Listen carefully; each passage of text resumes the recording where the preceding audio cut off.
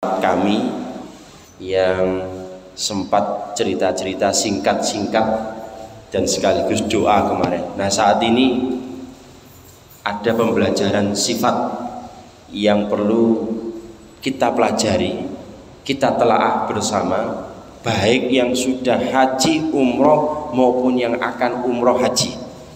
Ini perlu dipelajari, perlu diambil pembelajaran atau sekaligus oleh-oleh dari ibadah umroh yang kemarin kami sempat laksanakan tanggal 22 Februari sampai 2 Maret. Napa mawon? Pertama, ibadah umroh menyebabkan kita kecil. Nek ngapunten, kalau kita masih di Manyar Sabrangan, biasanya ya ilmune mau oleh sakmono. Tapi nek sudah kita masuk di Mekah Al Mukarramah, masuk di Madinah, masya Allah, luar biasa banyaknya orang, dan di sana amal ibadahnya macem-macem. Ono sing takbir nanggone weteng perut pas, ono sing nanggone dodo, ono sing ngisore udel, tapi kalau saya dulinan diuter-uter. Enten sing gak pakai sendakep. Niki semuanya tumplek-blek temriko, kondisinya luar biasa. Dan kemarin itu ibadah umroh yang luar biasa, yang banyak, saking katai. Sampai enten sing wastani ibadah umroh saiki koyok mirip ibadah haji, saking katai. Ndak tahu alasannya macam-macam nggih. Enten sing karena mungkin ala usah tong sakniki haji niku 30 tahun. Enten sing terakhir niku 40 tahun terus. Masya Allah. 40 tahun baru bisa berangkat haji. Nah, nek sak mangke usia 50 daftar haji, berarti umur 90. Alhamdulillah. Makanya akhirnya wah timbangane gak ngukur, gak nutut, akhirnya kathah ibadah umroh. Wong kula wingi ndugi nggih saking bandara Sidoarjo niku. Itu kan namanya pesawat isinya kurang lebih 400. Ini ku turun. Nah, 400 itu pun nunggu tenggene bandara. Masya Allah. Gak ono sepi nih. Dusel-duselan hotel, dusel-duselan macam-macam. Masya Allah. Ini luar biasa. Mereka semuanya pengen mendapatkan ridho nih Gusti Allah. Maka panjenengan semuanya mugi-mugi yang sudah maupun yang belum berangkat haji dan umroh, mugi-mugi dimudahkan, dilancarkan oleh Allah Subhanahu wa taala. Amin ya rabbal alamin. Syukur-syukur tiap tahun. Allahumma amin. Saniki ibadah umroh ku mirip kaya ziarah wali songo. Saking kathah. Pun yang kedua, peluang mendapat pahala memang besar. Maka kemarin ketika pemberangkatan syukuran di sini tak sampaikan kepada jamaah panjenengan semuanya maupun yang ikut umroh bahwa kalau ibadah 1 rakaat di Masjid Nabawi di Madinah itu podo karo 1000 rakaat. Jadi sak rakaat tok podo ping 1000. Nang gone Mekah sama dengan 100.000 rakaat di selain Masjidil Haram, termasuk Masjid Al Anwar. Jadi tanda kutip sak rakaat tenggene Masjid Al Anwar itu apa namanya? Apa mari 1 rakaat 1000 rakaat. Ndak ono saepet-epete tenggene Masjidil Haram. Tapi ewoh semono, walaupun demikian orang yang ibadah haji dan umroh gak usah dihitung. Ngono dihitung. Wah, aku wis ibadah umroh nang gone Mekah Al Mukarramah, Madinah. Wis mari ngono gak usah ibadah nang gone Al Anwar, Manyar. Soalnya apa? Wis susuk. Wis susuk, wis wakeh wis. Wakeh polomane kemarin ibadah iku 7 hari Mekah Madinah gak bolong belas. Wah wis gak perlu nanggone Manyar Sabrangan Al Anwar wis wakeh nomah wis cukup. Jangan. Dan ini perlu diketahui bersama, banyak di antara orang-orang yang ibadah haji dan umroh yang terhitung 1000 rakaat, yang terhitung 100.000 rakaat itu di mana? Ya di dalam masjid dan serambinya masjid. Oh ngapunten nggih, kuatah wingi niku yang orangnya sholat itu di depannya WC. WC niku toilet gitu mereka ini. Kan biasanya enten WC. Niku toilet. Ya itu ya ngapunten. Enten sing memberikan pemanaan. Ya pokoknya masih di tanah Arab, ya dapat pahala sekian. Ndak lah. Yang terhitung mendapatkan pahala 1000 rakaat atau 100.000 rakaat ya di dalam masjid dan di pelatarannya masjid atau serambinya masjid. Kalau di apalagi ngapunten nggih, enten yang sholat di depannya hotel. Kok cek enake gitu loh ya. Nanti karek gelar sajadah kemudian sholat. Indah, masih dapat pahala 27 derajat ya. Tapi kalau pahala 100.000 kemudian 1.000 ya engko dhisik. Jadi panjenengan yang mendapatkan pahala-pahala 27 derajat yang di Masjid Al-Anwar ya di dalam masjid. Kalau di luar masjid ya tetap dapat 27 derajat jika jamaah, tapi beda kualitasnya. Nah wingi kuatah, saya langsung gelas ngono. Ya ndak apa-apa sih, timbangane gak jamaah. Timbangane gak jamaah. Harus di dalam masjid atau di pelatarannya masjid supaya dapat pahala 100.000 ataupun 1.000 rakaat. Tapi balik maneh yang sudah berangkat haji dan umroh ojo gede rumongso wis kegeeran, jangan. Tetap nek wayahe adzan nenggone Masjid Al-Anwar kudu tetap harus berangkat ke masjid. Apalagi ngapunten nggih, terus kemudian wis nyelengi nek kono akeh wis arah-arah seneng di Masjid Al-Anwar, keliru. Itu nanti dikhawatirkan haji dan umrohnya masih belum sukses. Nanti kalau sampean panjenengan 3 tanda orang haji dan umroh sukses. 1, ibadahnya meningkat. 2, omongane dijogo, lesane dijogo, gak gampang muringan, gak gampang ngamuan. Yang ketiga loman. Lagi penting. Makanya roto-roto ngapunten. Ini kula tingali dan dapat informasi. Setelah tenggene Pak Mudin, langsung tenggene Bu Haja elo, sampinge mana tenggene Abah As'ari. Terakhir tenggene Ibu Ana. Ya ndak apa-apa. Nek piyambake nyugoi dan macam-macam terus kemudian kok mbak sesuai ya ndak usah digremengi. Nggih, anjene omane ngene Pak Mudin itu ya akeh malah 600 orang mungkin ya kuat. Jadi tidak apa-apa, sebisanya menjampunya dan tidak usah dirasani. Oh aku oleh ini tidak usah. Ya namanya orang itu kan sesuai dengan kondisi masing-masing. Dan itu belajar loman dari orang yang berangkat haji dan umroh. Ya rata-rata saya kadang Arab oleh manusiawi. Itu yang kedua. Yang ketiga, notoati ibadah dimanapun dan kapanpun kondisinya sama, tingkat kekhusyukannya kudu podo, baik yang sudah maupun yang belum. Nek yang sudah malah kudu harus dikondisikan. Ketika sholat Allahu Akbar eling-eling nang ngarepe ana Ka'bah, eling-eling Gusti Allah mengawasi. Senajan sakit, pegel, susah kaya apa, turu kaya apa, nek dipanggil Gusti Allah, Allahu Akbar, langsung masjid dideleki. Niki penting.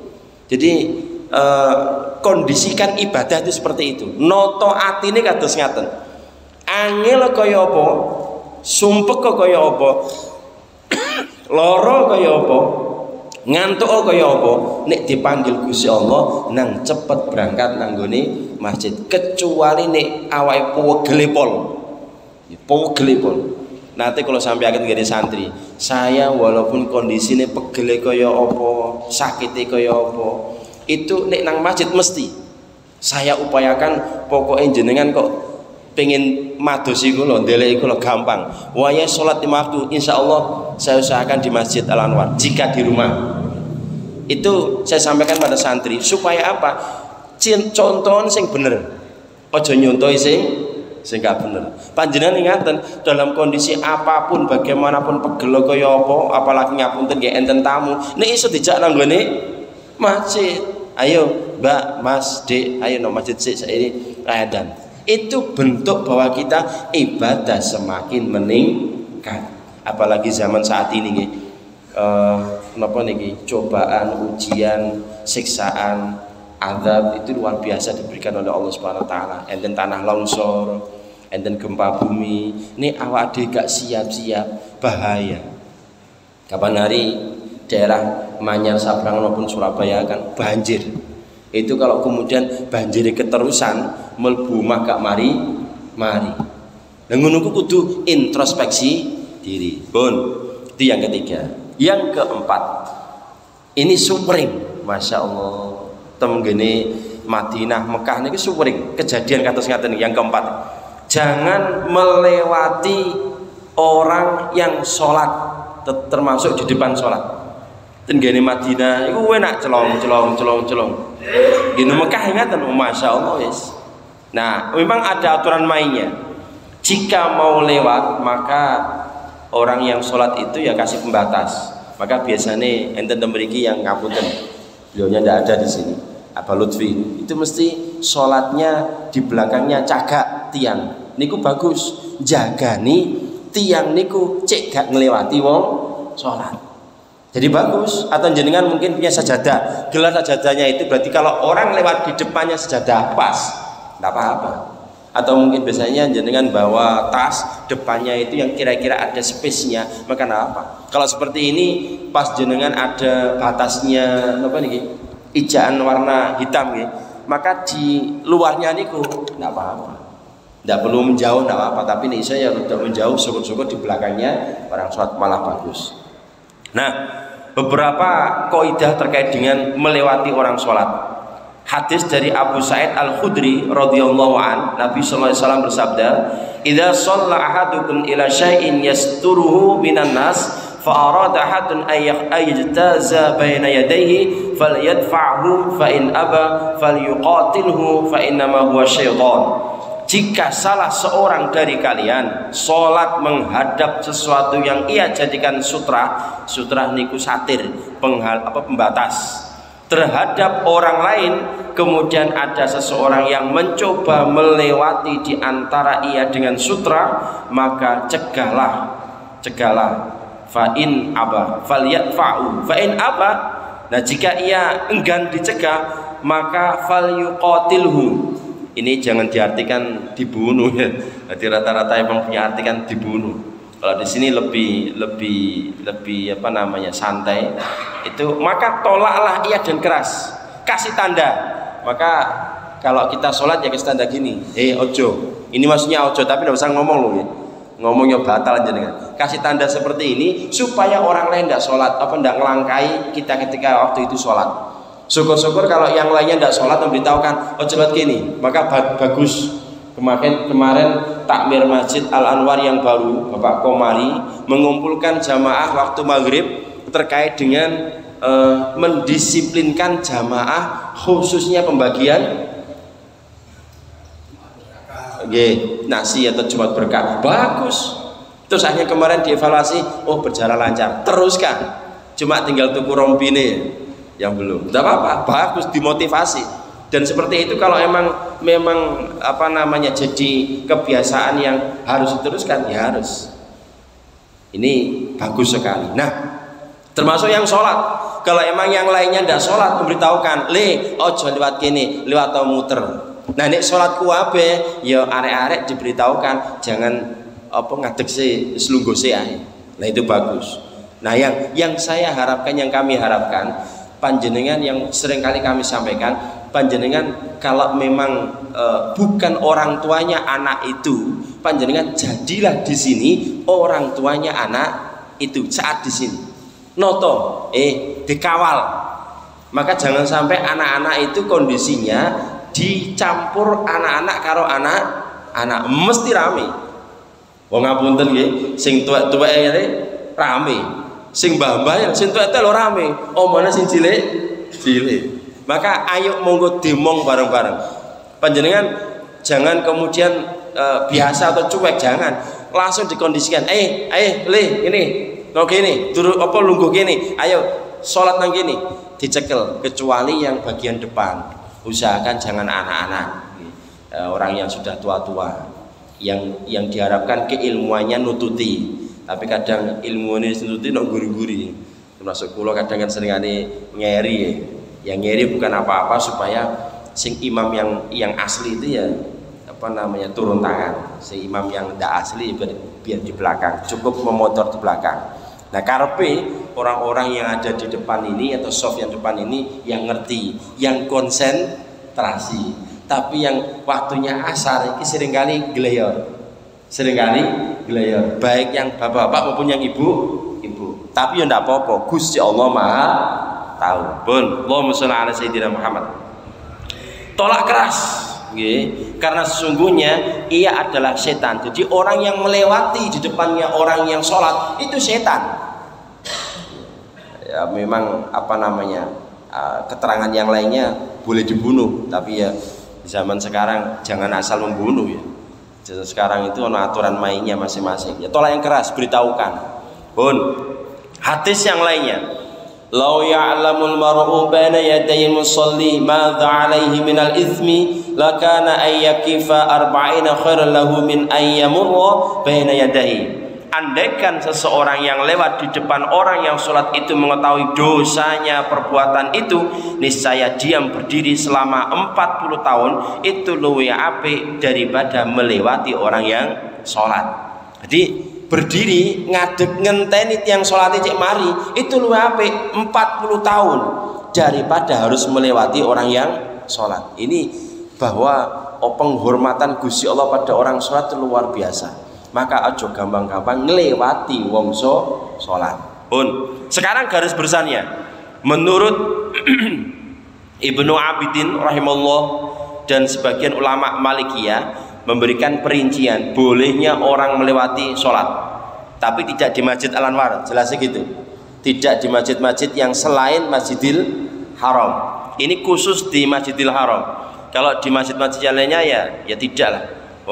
Beda kondisinya. Pertama, jika orang yang sholat tidak sengaja sholat di tempat orang yang lewat dan terdapat celah yang memungkinkan bagi orang yang lewat untuk tidak lewat di depan orang sholat, maka orang yang lewat tadi berdosa. Jadi ono celah, ada celah untuk tidak melewati orang itu, tapi orang yang sholat ini lali, tidak sengaja sholat, katakanlah kalau memiliki mungkin di depannya ya agak sedikit di depannya pintu lah kira-kira gitu ya. Tapi tidak tahu memang bahwa tempat itu adalah tempat yang tidak boleh untuk sholat karena di tempat untuk lewati orang banyak, dan memang ada celah untuk melewati kondisi orang itu tanpa melewati depan orang sholat, maka orang yang lewat tadi itu dosa. Sedangkan orang yang sholat tidak berdosa. Pun.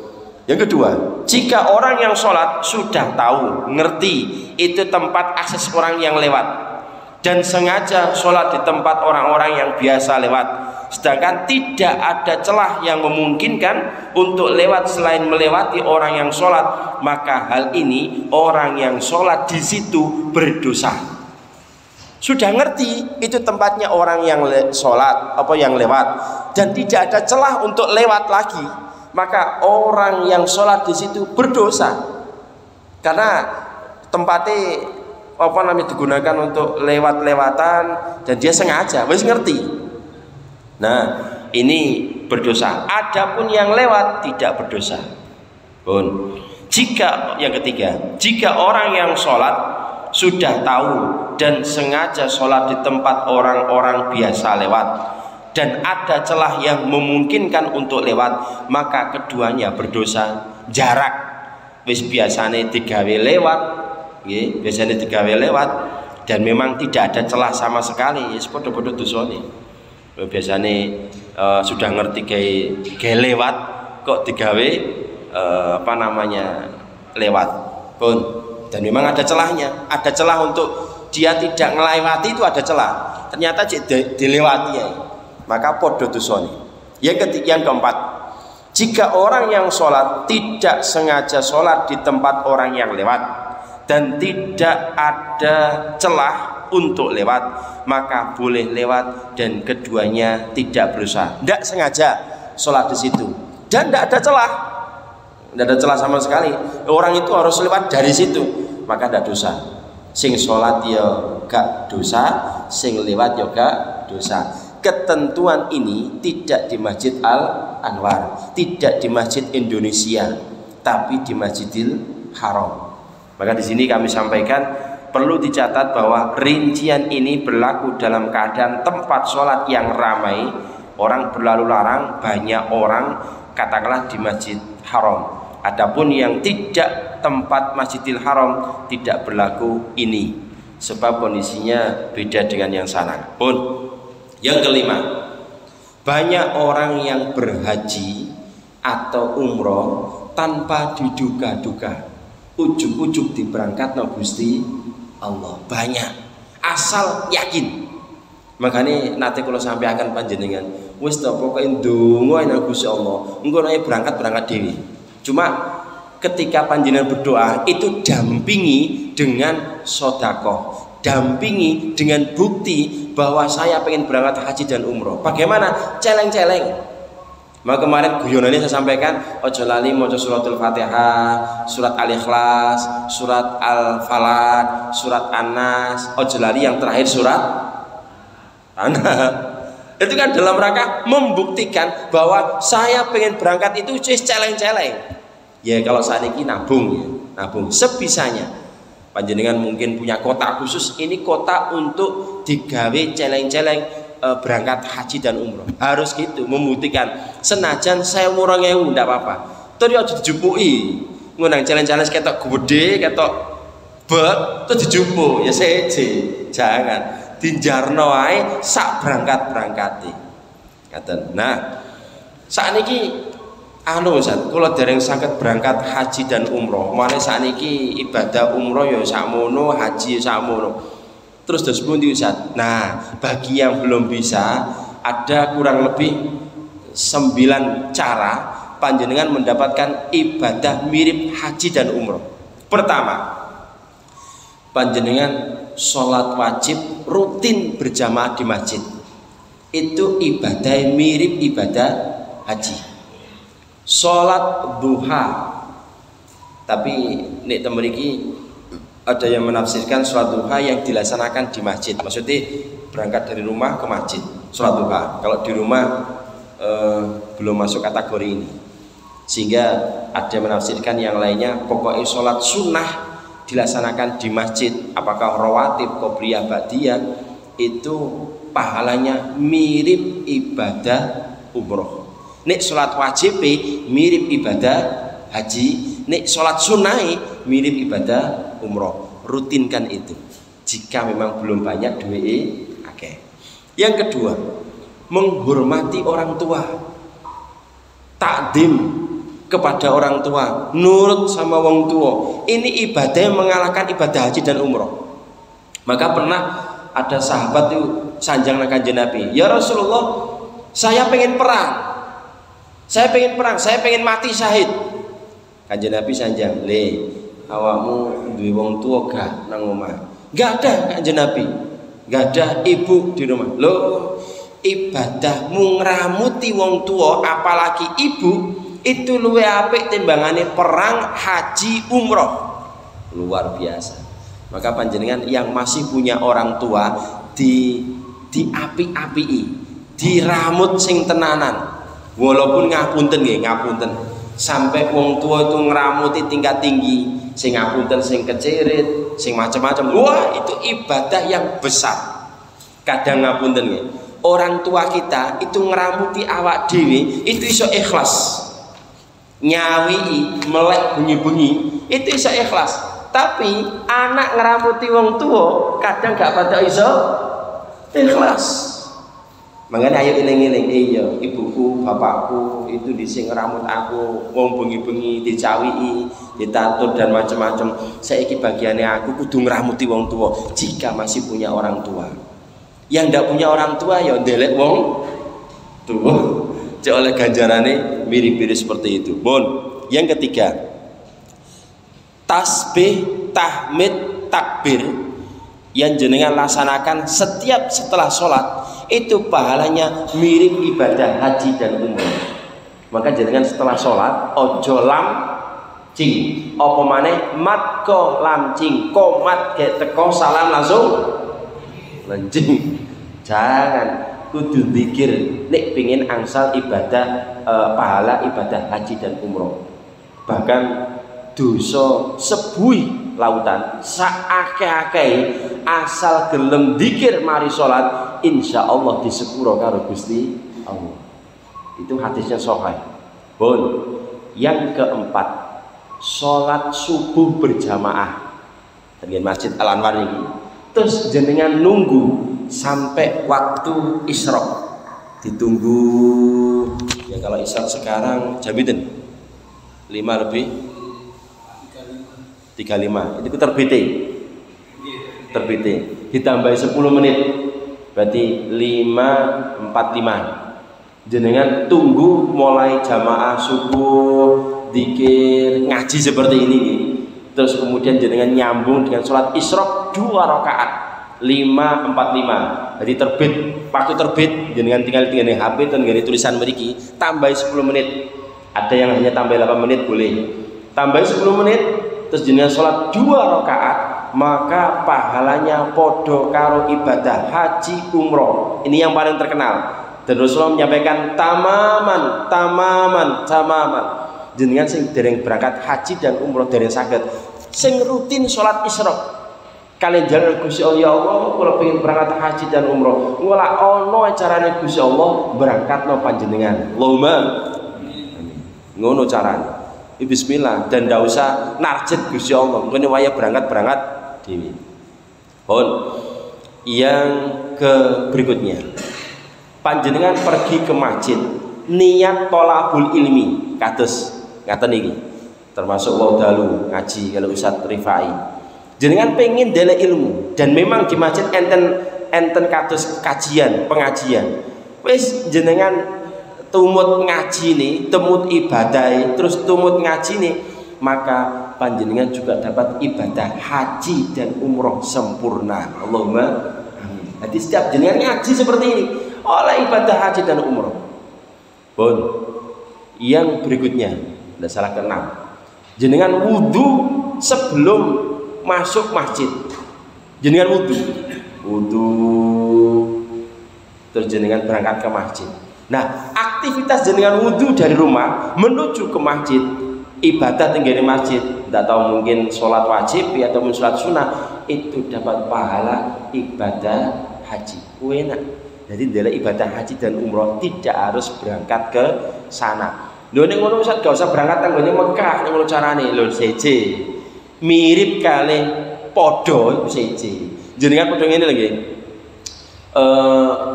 Maca Al-Qur'an 30 juz karo maca Al-Ikhlas 3 kali. Itulah ada pernyataan Kanjeng Nabi mirip kaya maca Al-Qur'an. Apakah padha pahalane? Ya mboten. Luwe gede ganjarane maca Al-Qur'an 30 juz. Tapi nek dereng kober mungkin karena macam-macam aktivitas ojo lali nek mari salat maca Al-Ikhlas telu. Minangka gantine maca Al-Qur'an 30 juz. Tapi maca per juz setiap salat luwe apik. Yang berikutnya, berniat haji. Iki penting. Panjenengan sing akeh niate, nglakoni apa niate sing kathah. Termasuk ibadah haji. Ya Allah, kula pengen niat berangkat haji. Niat ditulis karo Gusti Allah padha karo nglampahi napa niate. Nek niat haji, insyaallah angsal ganjaran haji. Jenengan niat salat tahajud ditulis ganjaran tahajud walaupun belum nglakoni tahajud. Syukur-syukur iso tahajud. Tapi nek elek, nah iki bedane nek elek. Gusti Allah ku hebat dan kasih sayang pada kita. Nek lakoni elek gurung ditulis kalau belum melaksanakan amal ibadah, amal sing elek, amal maksiat. Tapi itu pun belum ditulis karo Gusti Allah, ditunggu 3 jam. Ngapunten nggih, ngapunten. Dan muga-muga ndak ada yang melaksanakan. Nglakoni yang namanya maling wis dilakoni terus kemudian 3 jam niku tobat barangnya dibalikno, maka Gusti Allah ndak sido nulis kejelekan itu. Asalkan sudah tobat. Nah itu ditunggu 3 jam oleh Gusti Allah. Hebat. Yang berikutnya lagi, umroh di bulan Ramadan. Ini ibadah mirip kaya haji. Mirip kaya haji. Maka banyak sekarang itu yang berlomba-lomba khususnya Ramadan niku ibadah umroh teng mriku. Direwangi keleleran teng mriku. Ya keleleran nang Masjidil Haram mesti keramut. Mangan terjamin, tinggal turune tok. Turune pokoke sak karepe ngoten. Pun niku diantara ibadah-ibadah yang setara mirip kaya ibadah haji dan umroh. Nek panjenengan ada rezeki lebih baik, lebih utama tetap berangkat haji dan umroh.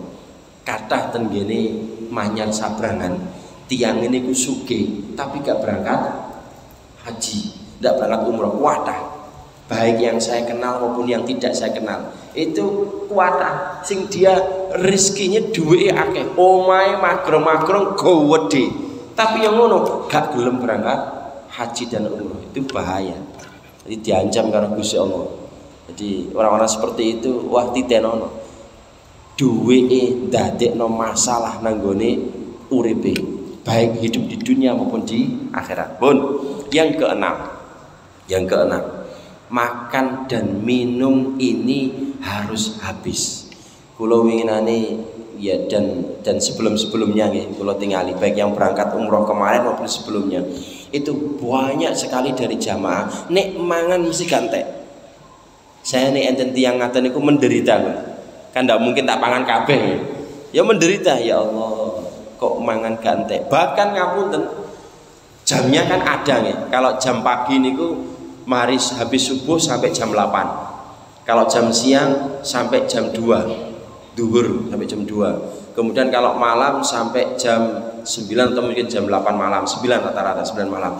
Nah itu kalau jamnya habis jam 9 malam, jam 2 siang, jam 8 pagi, kalau habis waktunya orang belum makan, maka makanan itu langsung dimasukkan jadi satu. Blek. Kok iku nok nggone Manyar Sabrangan, insya Allah aman. Didekek nggone Masjid Al Anwar dipangan bareng. Temriko mboten, langsung ditumplek-plek dadi siji dibuang. Ya Allah, kula ningali ngaten kok menderita dan ngenes. Dan memang di sana rata-rata gak butuh panganan nih. Wong sugih. Ya nggone Manyar Sabrangan Al Anwar ngono. Ayo mangan bareng grudu. Tiap sholat mangan bareng ya prasaku lemu. Lemu untuk mereka niku enten macam-macam ya. Barang sing gak ono dadi ono.